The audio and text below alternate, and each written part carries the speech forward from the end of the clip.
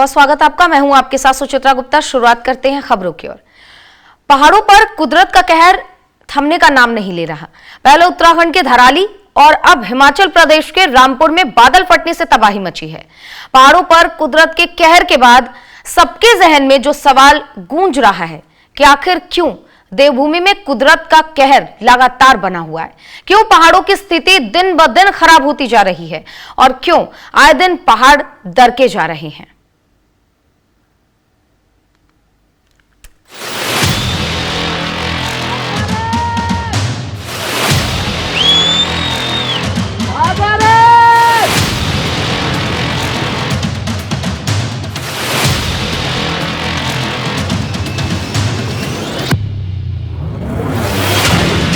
पहाड़ों पर कुदरत का कहर, हर ओर तबाही भयंकर। देवभूमि में त्राहिमाम कुदरत, क्यों मचा रही कोहराम। हिमाचल, उत्तराखंड में हाहाकार, विनाश के लिए कौन जिम्मेदार।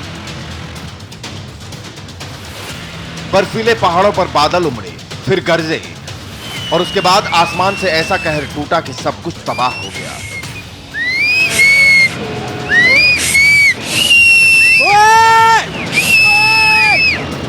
बादल फटा, चंद ही मिनटों में जिंदगी मौत के सैलाब में बहती नजर आई।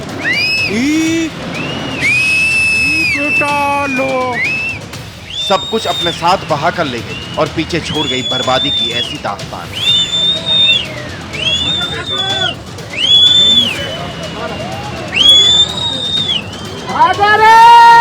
जिसका अब दास्तानों में जिक्र हो रहा है। देवभूमि में कुदरत ने फिर से कहर बरपाया है। अरे भाग भाग! तबाही, विध्वंस और दिल दहला देने वाला सैलाब। पहाड़ों पर लगातार आफत की बारिश जारी है। पहले उत्तराखंड में तबाही मचाने वाला बादल अब हिमाचल की वादियों में फटा है। पहले मंडी और अब रामपुर में कुदरत का रौद्र रूप देखने को मिला है। पहाड़ों की गोद में बसे शिमला और इससे सटे रामपुर के इलाके में बादल फटा है। रात का वक्त था, तभी जोरदार बारिश आई, मानो आसमान फट गया हो। लोग घरों से बाहर निकले, उसके बाद जो नजारा दिखा, हर ओर पानी ही पानी। पास नाले में पानी का बहाव अचानक तेज हो गया। प्रशासन ने मुस्तैदी दिखाते हुए आसपास के घरों को खाली करवा दिया। हिमाचल प्रदेश और उत्तराखंड में लोग डर के साए में जी रहे हैं। उत्तराखंड में जून से लेकर अब तक 11 जगहों पर लैंडस्लाइड की घटना हुई है। वहीं हिमाचल प्रदेश में 16 जगहों पर भूस्खलन हुआ है। उत्तरकाशी में बादल फटने से 4 लोगों की मौत हो गई। मंडी में बादल फटने से 17 लोग काल के गाल में समा गए। भारी बारिश और लैंडस्लाइड की वजह से उत्तराखंड में करोड़ों के नुकसान की आशंका है। वहीं हिमाचल प्रदेश में प्राकृतिक आपदा की वजह से तकरीबन 2000 करोड़ के नुकसान का अनुमान है। जिस तरह रामपुर में प्रशासन को वक्त मिला, यही समय उत्तरकाशी के धराली में नहीं मिल पाया था। महज 32 सेकंड में सब कुछ तबाह हो गया। हालांकि वहां भी राहत और बचाव का काम जारी है, लेकिन कुदरत के आगे मशीन भी बेबस नजर आ रही है। एनडीएमए, एनडीआरएफ और एसडीआरएफ की टीमें मौके पर तैनात हैं, लेकिन टूटी सड़कें और मलबा हर कदम पर रुकावट बना हुआ है। पहाड़ों पर कुदरत के कहर के बाद सबके ज़हन में जो सवाल गूंज रहा है, आखिर क्यों देवभूमि में कुदरत कहर बरपा रही है, क्यों पहाड़ों की स्थिति दिन ब दिन खराब होती जा रही है, क्यों आए दिन पहाड़ दरकते जा रहे हैं। क्या कुदरत कोई इशारा दे रही है या फिर इंसानी भूल की सजा। आखिर कैसे रुकेगी ये विनाश लीला। Bureau report, news India. तो इस रिपोर्ट के जरिए जो आपने देखा, ये सिर्फ तबाही की एक छोटी सी दास्तान है, लेकिन वहां के लोग जो फेस कर रहे हैं उसके बारे में हम और आप बैठकर अंदाजा भी नहीं लगा सकते। लेकिन सवाल यह बनता है कि आखिर इन दिनों पहाड़ क्यों इतना ज्यादा दरकने लगे हैं, हर जगह बादल फटने की घटनाएं क्यों इतना ज्यादा सामने आ रहा है, और साथ ही हिमाचल और उत्तराखंड में ही क्यों इतनी ज्यादा तबाही आ रही है। इसी मुद्दे पर आज चर्चा करेंगे। हमारे साथ हमारे मेहमान जुड़ गए हैं। एसएन त्रिपाठी जी पर्यावरणविद हैं। नामी इनका नाम है काफी ज्यादा, क्योंकि ये बहुत गहराई से इन मुद्दों पर अपनी जानकारी भी सामने रखते हैं और अपने नॉलेज को भी रखते हैं। सर पहले तो आपका बहुत बहुत स्वागत है। और सबसे पहला सवाल सर यही कि हमने परसों पहले धराली देखा, धराली में जिस तरीके की तबाही हुई उसके बाद से सबके जहन में डर तो बैठ गया है कि पहाड़ों को लेकर एक डर, जैसे आमतौर पर सैलानी भी जाते हैं चारधाम की यात्रा के लिए, उत्तराखंड श्रद्धालु पहुंचते हैं, ये स्थिति देखने के बाद लोगों के मन में डर तो हो ही गया है। इसी बीच हिमाचल से भी बादल फटने की घटना सामने आती है, जहां पर किन्नौर कैलाश का पूरा रास्ता ध्वस्त हो जाता है, उसके बाद से रेस्क्यू ऑपरेशन चलाया जाता है। सर सबसे पहले तो यही हम समझना चाहेंगे, जितने दर्शक भी जुड़े हुए हैं वो भी यही समझना चाहते हैं कि इन दिनों पहाड़ दरकने की समस्याएं इतनी ज्यादा क्यों बढ़ गई हैं? शुक्रिया आप हमको। मैं पर्यावरणविद नहीं हूँ, मैं ब्यूरोक्रेट हूँ ma'am. I am retired secretary panchayat ये पार्लियामेंट्री अफेयर्स। ठीक है बट मेरी गहरी रुचि है जी। उत्तराखंड और हिमाचल में इस तरह के इलाकों में बार बार बादल क्यों फट रहे हैं। ये आपका सवाल सिर्फ मौसम विज्ञान का नहीं है, बल्कि एक गहरी चेतावनी है कुदरत की पुकार की। जैसे हमने कल भी कहा था, चर्चा की थी कि ये मेरी आवाज सुनो पहाड़ बोल रहे हैं, जिसे अब तक अनसुना किया जा रहा था।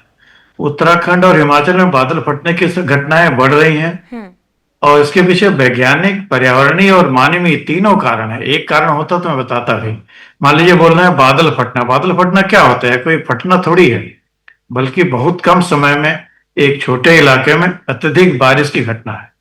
जैसे IMD बताता है कि अगर 20 से 30 वर्ग किलोमीटर के क्षेत्र में 1 घंटे में 100 मिलीमीटर या उससे ज्यादा बारिश हो जाए तो उसे क्लाउड बर्स्ट कहते हैं।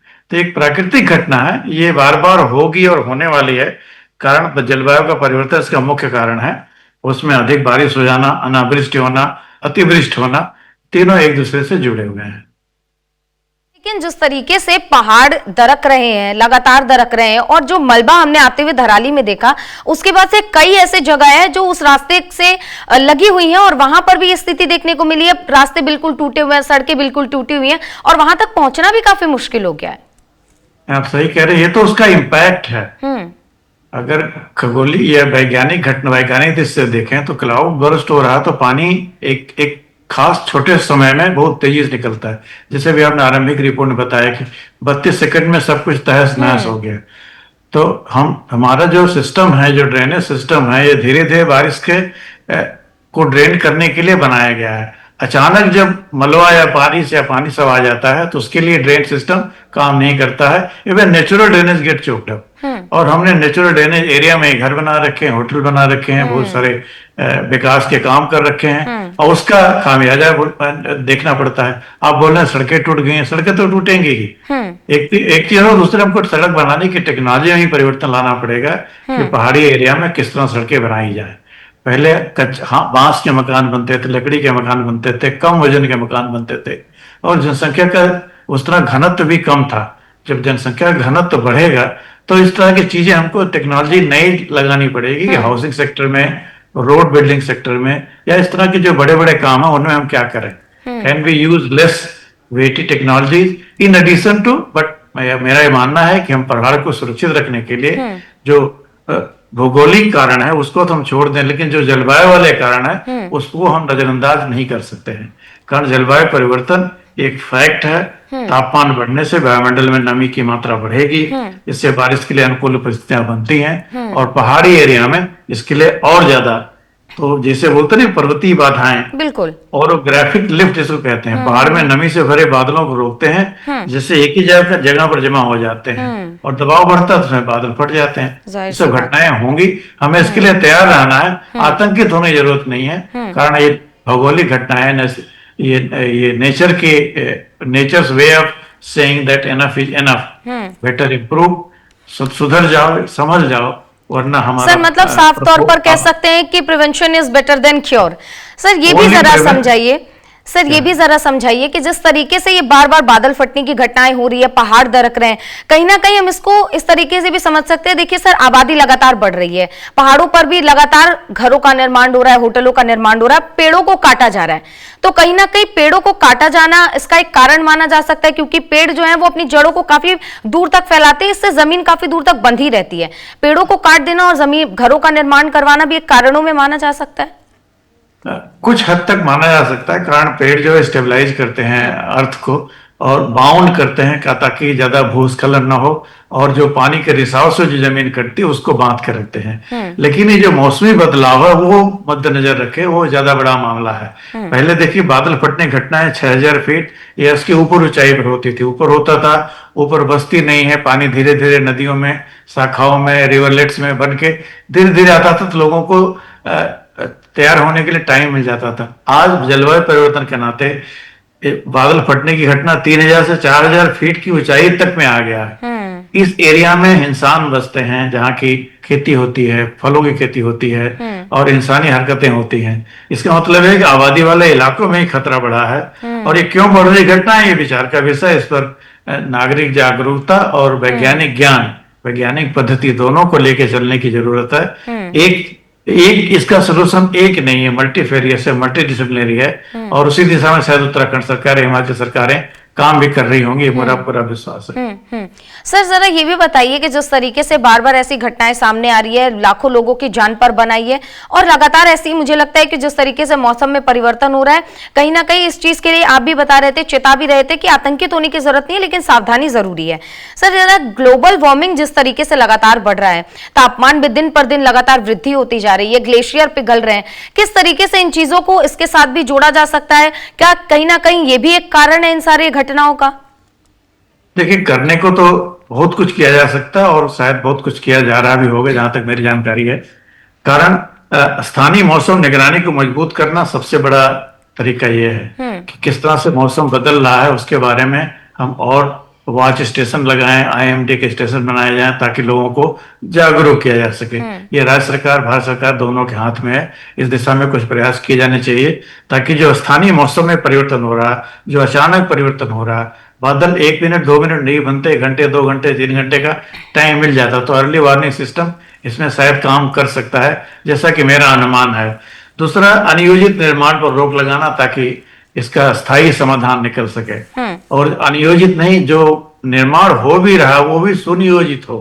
वो पहाड़ की टेक्निक, हिल एरिया में किस तरह से बनता है, सॉइल को स्टेबलाइजेशन करना है, कितनी चौड़ी सड़कें वो जमीन संभाल सकती है, उसके लिए कितना स्ट्रांग बेस चाहिए, कंपैक्शन क्या चाहिए, बहुत सारी चीजें जो सिविल इंजीनियरिंग के लोग जानते भी हैं, ऐसा कुछ नहीं कि कोई अनजाना है। लेकिन कास्ट कटिंग के चक्कर में कभी कभी हम लोग उस चीज को शायद कंप्रोमाइज कर देते होंगे। लेकिन अब वक्त है कि हम अनियोजित विकास को रोकें और सुनियोजित विकास की तरफ स्थायी भाव से आगे चलें, ताकि जो बनाए वो स्थिर हो और बहुत दिन तक स्थायी चले।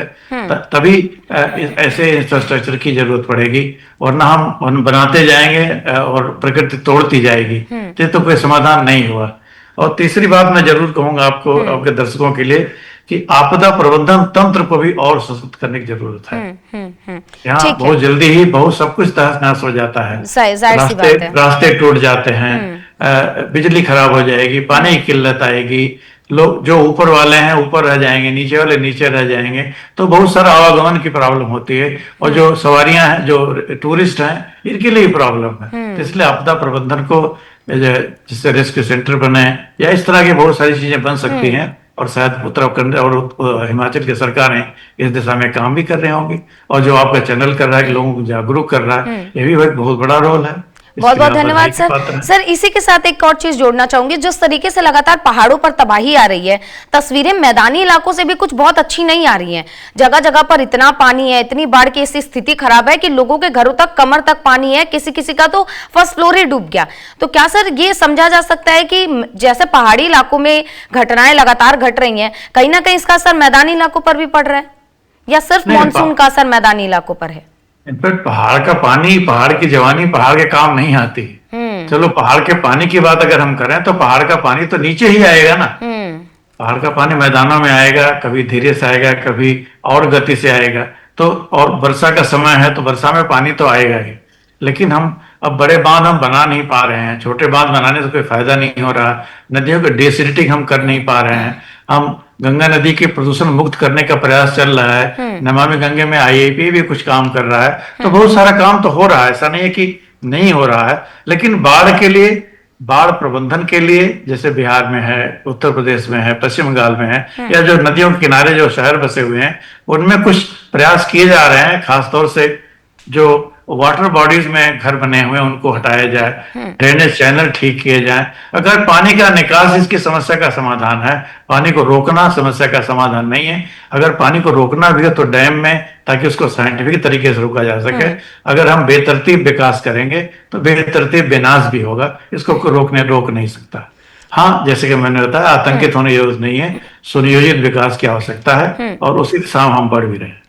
बिल्कुल, लेकिन सर जरा आपके अंदाजतन क्या लगता है, जिस तरीके से धराली में हमने तबाही की तस्वीरें देखी और लगातार वहां पर अभी रेस्क्यू ऑपरेशन चलाया जा रहा है, एक गांव जहां पर सब कुछ चंद सेकंड में उखड़ गया, सब कुछ उजड़ गया, उस गांव के आसपास के जो लोग हैं और उस गांव को बसने में और वहां के जो लोग हैं उनके मन में ये जो दहशत है उससे उबरने में उनको कितना समय लग जाएगा, क्योंकि आसपास वही इलाका है और किसी को नहीं पता कि ये प्राकृतिक आपदा दोबारा से कब दस्तक दे दे। नहीं, देखिए, अपने ही घर में हम अपनी ही अंतिम सांस लें, ये तो बहुत ही गलत है। पूरा गांव सब का विनाश हो जाए, ये तो बहुत दिन तक लोगों को मेमोरी में रहेगा। ट्रॉमा मैनेजमेंट की भी जरूरत है। फर्स्ट लाइन ऑफ रिस्पॉन्डर जो होते हैं आपदा के समय में, हम आपदा मित्र की बात करते हैं। आपदा मित्र गांव-गांव में हों, पंचायतों में हों, ताकि वो लोग इन लोगों को रेस्क्यू, रिलीफ और इनको ट्रॉमा से मुक्त करने के लिए भी प्रयास करें। बच्चे हैं, बच्चों की पढ़ाई तक प्रभावित होती है। बहुत सारे उसके उधर ये पहलू हैं जो कि साइकोसोमैटिक प्रॉब्लम क्रिएट करते हैं। लोगों के अंदर दहशत बन जाती है कि प्रकृति हमारी दुश्मन है, जबकि प्रकृति दुश्मन नहीं है। प्रकृति की गोद में हम पले बड़े हुए हैं, तो प्रकृति को मित्र मानना, लेकिन मित्र को मानते मानते अगर हमारा गांव ही जमींदोज हो जा रहा है, पहाड़ों को हम अपना दुश्मन मानने लगेंगे, तो ये कुप्रभाव तो पड़ता है। मुझे लगता है कि हमको आपदा मित्र या आपदा के विषय में जो फर्स्ट रिस्पॉन्डर है, हर फैमिली तक एक बातें पहुंचानी पड़ेगी कि ऐसी अवस्था हमें करना क्या चाहिए। आपदा तो आएगी, आपदाएं आएंगी। In fact nature these are natural events, हम मिसमैनेजमेंट करके उसको हम आपदा बना देते हैं। अब आपदा में अवसर भी है कि हम जो नए निर्माण करें उसको हम स्थायी करें, सतत विकास के हिसाब से करें, ताकि वो सस्टेनेबल हो। ऐसे टेक्नोलॉजी का इजाद हो सकता है इसमें काम भी हो रहा हो, लेकिन जो which is suitable for this such type of terrain। क्योंकि ऐसा नहीं कोई हिंदुस्तान में ही पहली बार या हिंदुस्तान में हो रहा, विश्व में और कहीं नहीं हो रहा, हर जगह। इससे पहले हमने टेक्सास में भी देखा किस तरीके से बाढ़ आई थी और अचानक बाढ़ ने सब कुछ डुबा के रख दिया था। जी सर। हाँ, हमने बाढ़ का देखा है। यूरोप में देखिए, गर्मी के नाते लोग परेशान हैं, हजारों लोगों की डेथ हुई है, जैसा सुना जा रहा है, प्रेस में रिपोर्ट है।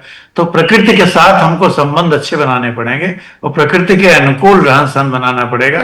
कैसे होगा ये केवल सरकार का विषय नहीं है, सरकार, समाज, बाजार तीनों मिलकर अगर इस समस्या का समाधान करेंगे तो हम इससे उबर भी सकते हैं और इस पर विजय भी प्राप्त कर सकते हैं। बिल्कुल सर, एक धारणा सर ये भी है कि आने वाले समय में जिस तरीके से लगातार ग्लोबल वार्मिंग बढ़ रही है, कहीं ना कहीं पृथ्वी जो बची हुई है, क्योंकि 70% हिस्सा पानी का है, बाकी का पृथ्वी का है, तो कयास ये भी है कि अगर इसी तरीके से ग्लोबल वार्मिंग बढ़ती रही, प्रकृति पर ध्यान नहीं दिया गया, तो कहीं ना कहीं ये पानी सब कुछ डुबा ले जाएगा। हाँ, इतना भयंकर स्थिति नहीं है। एक बार बताया जाता था कि जिस तरह जनसंख्या बढ़ रही है, पृथ्वी में रहने लायक जगह नहीं मिलेगी, लेकिन मार्कस का जो सिद्धांत था कि population is a bomb, it did not happen man. पृथ्वी के पास इतनी शक्ति है कि हम इतने लोगों को हम जीवन दान दे सकते हैं। लेकिन हाँ, प्रकृति के साथ जो समन्वय है, प्रकृति और पुरुष का जो संपर्क है, प्रकृति और पुरुष के बारे में जो हमारे शास्त्रीय ज्ञान है, उसके लिए हम वृक्ष देवों की बात करते हैं, पर्वत की हम पूजा करते हैं। कैलाश पर्वत में हो सकता है शिव जी नहीं रहते, लेकिन कैलाश पर्वत की हम पूजा करते हैं। गंगा को हम माँ बोलते हैं। तो हमारी जो सोच है प्रकृति के प्रति बहुत ही अलग है। और जैसा कि लाइफ स्टाइल के बारे में कहा जा रहा है, या प्रकृति के साथ संपर्क बनाकर विकास के नए मार्ग चुनने की आवश्यकता है। खासतौर से पहाड़ी राज्यों में विकास की जो चिंताधारा है उसमें व्यापक परिवर्तन की आवश्यकता है, ताकि हम प्रकृति के साथ मिलजुल करके आगे बढ़ सकें। बिल्कुल बिल्कुल सर, क्योंकि आप समझते होंगे कि जिस तरीके से पहाड़ों पर बारिश हो रही है, यूपी की ले लीजिए, राजस्थान की ले लीजिए, हर जगह बारिश ही बारिश है, तबाही है। लेकिन दिल्ली, एनसीआर, गाजियाबाद की अगर हम बात करें तो यहाँ पर बारिश का वो मंजर देखने को नहीं मिल रहा। आए दिन 4-5 दिनों में कुछ घंटे की बारिश होती है, उसके बाद फिर सूखा पड़ जाता है, उसके बाद गर्मी बहुत ज्यादा बढ़ जाती है। इसका क्या कारण है, मैं ये खासकर समझना चाहती हूँ। देखिए, हमारी समस्या ऐसी है कि जब बारिश होती तो हम बारिश के बारे में चिंता करते हैं, जब गर्मी होगी तो गर्मी के बारे में चिंता करेंगे। जबकि ये प्रकृति के साथ या जो मौसम विज्ञान या जो बदलती जलवायु परिस्थितियां हैं, जिसको हम क्लाइमेट चेंज या क्लाइमेट स्मार्ट गवर्नेंस की बात करते हैं, ये केवल एक दिन या एक हफ्ते की बात नहीं है। इसके लिए प्रशासन, शासन, नीति, नियम, नियति, समाज, सरकार, बाजार, ये जितने अंग प्रत्यंग हैं व्यवस्था के, सबको एक साथ मिलजुल कर काम करने की आवश्यकता है। इसमें मीडिया का भी रोल है, लोगों को जागरूक करें और जन भागीदारी के साथ हम अनेक समस्याओं का समाधान कर सकते हैं। आपने बोला एनसीआर रीजन में भी कुछ दिन बरसात कम हो रही है, जाहिर सी बात बरसात थोड़ी कम हो रही है, लेकिन अब ये पानी आएगा तो इसके ड्रेनेज प्रभावित होगा, तो थोड़े से बरसात में भी यमुना का स्तर बढ़ जाएगा और फिर ड्रेन चौक हो जाएंगे और फिर वही स्थिति आएगी। और शायद दिल्ली सरकार इन दिनों बहुत तत्परता के साथ काम कर रही है ड्रेनेज को क्लीन करना। हमारे आईआईपी के सामने भी ड्रेनेज पहले बरसात होती थी, बहुत सारा प्रॉब्लम होता था, बहुत सारी समस्याओं का निदान खोजा गया है। हाँ, बहुत कुछ करना बाकी है, लेकिन हम हाथ पर हाथ धरे बैठे नहीं रह सकते हैं कि जब प्रकृति अपने तांडव दिखाएगी तब हम एक्शन में आएंगे।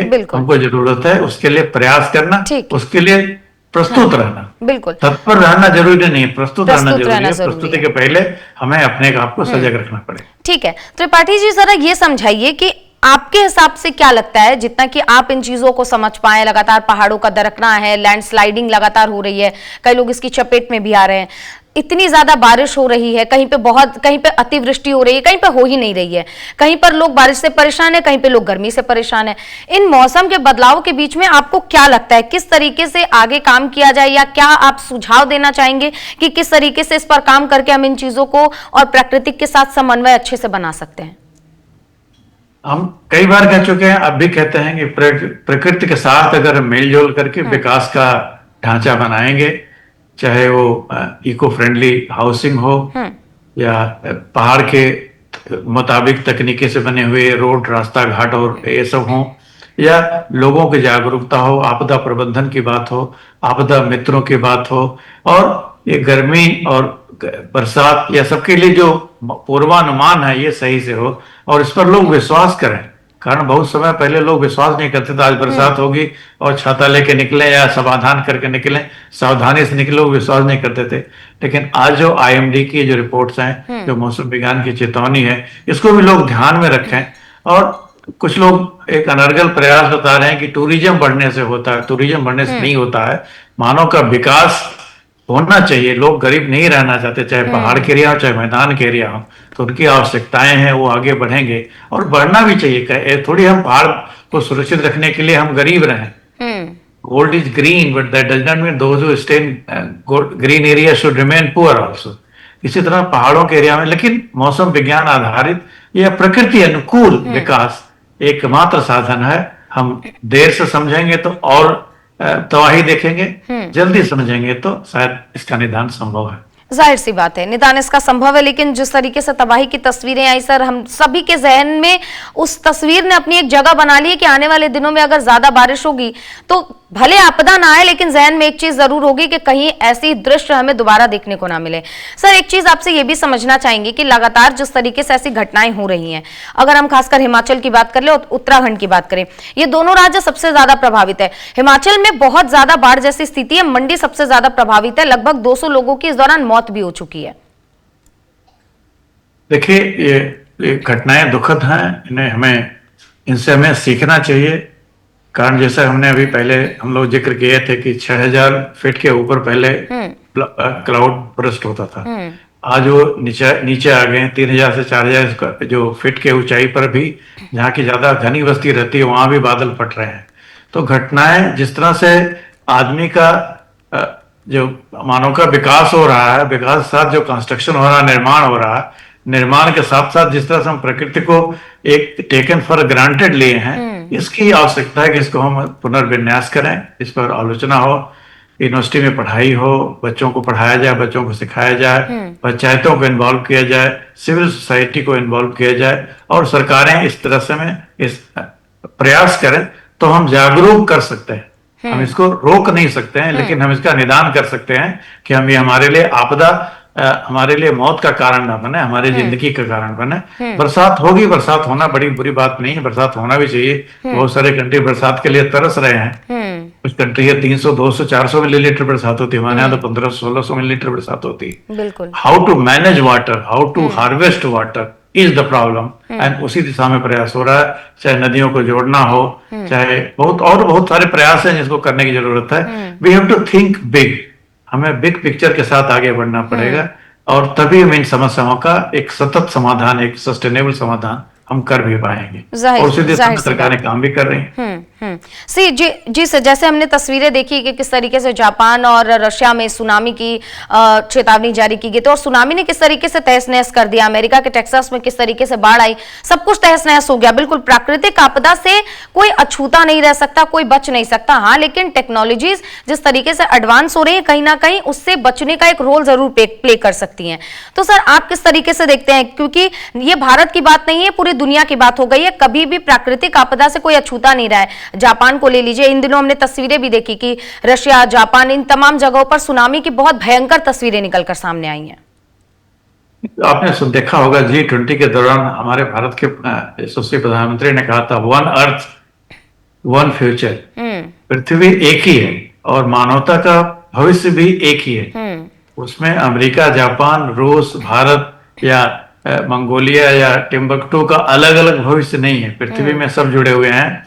हमारी सीमाएं, रेखाएं हो सकती हैं, बट प्रकृति ऐसी सीमाओं को नहीं मानती है। इसीलिए प्रकृति को ध्यान में रखकर अगर ग्लोबल गवर्नेंस की बात करें, चाहे वो वार्निंग सिस्टम हो, या प्रकृति को टुकड़ों में बांट नहीं सकते, कारण जो पाकिस्तान से हवा आएगी वो पाकिस्तान में नहीं रहेगी, हिंदुस्तान में भी आएगी, और हिंदुस्तान में सिर्फ नहीं कि बांग्लादेश होते हुए चाइना में भी जाएगी। तो ऐसा नहीं कि प्रकृति को हम टुकड़ों में देख सकते हैं। पृथ्वी एक है, इसलिए इसका समाधान भी एक होना चाहिए। अभी उस पर बहुत ज्यादा आम सहमति नहीं बनी है। भारत इस दिशा में प्रयास कर रहा है। जैसे हमने ऊर्जा को करने के लिए सौर ऊर्जा के बारे में हमने आगे बढ़ाया है। बिल्कुल। आज इसी तरह से हम कोल, क्योंकि हमने भी देखा है सर, जब भी प्रधानमंत्री या कोई हमारे देश के मंत्री विदेशों का दौरा करते हैं तो द्विपक्षीय बैठक में जलवायु परिवर्तन को लेकर जरूर चर्चा होती है। तो एसएन त्रिपाठी जी, बहुत बहुत धन्यवाद आपका तमाम जानकारियां और विस्तार से इस बातों पर चर्चा करने के लिए, ताकि हमारे दर्शक भी समझ पाए कि आखिर बादल फटी की घटना क्यों होती है। इसी के साथ चर्चा में बस इतना ही। आप बने रहिए न्यूज इंडिया के साथ।